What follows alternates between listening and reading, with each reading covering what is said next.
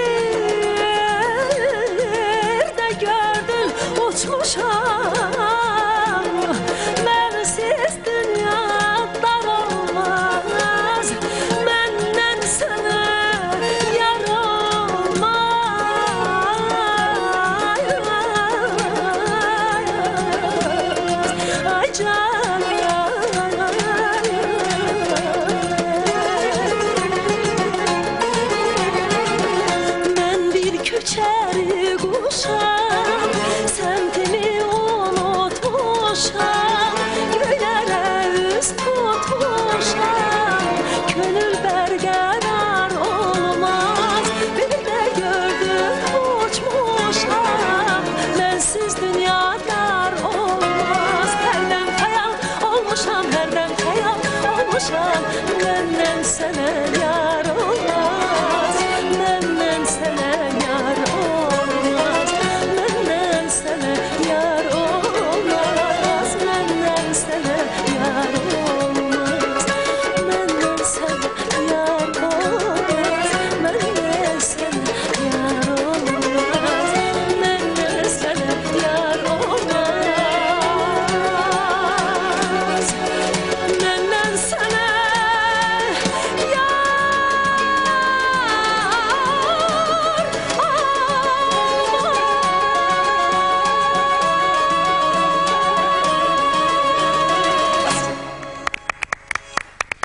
Çox sağ olun. Təşəkkürümüz bizim Gülyana xanıma. Çox sağ olun. Yeni mahnıdır, hə? Birinci dəfə oxudunuz, yoxsa artıq oxumusunuz bir neçə dəfə bu mahnını? Demək olar ilk dəfə İlk oxuyuram, bir dəfə dəfə idi. səslənir. Uğurlu mahnıdır, gözəl mahnıdır. Tahir Sizi də Əkbərə, həm sözləri Hamid gözəldir, həm müəllimə musiqisi. təşəkkür. Bir də orada hərdən xəyal olmuşam. O hissəsi də keçid çox gözəldir. Gördüm, Salih düşünür artıq. Bu mahnını bəli, Tahir müəllim mənə təqdim eləyəndə dedi, həm Hamlet İsaxanlının arzusudur ki, sən oxuyasan, həm də səndə görürəm bu mahnını.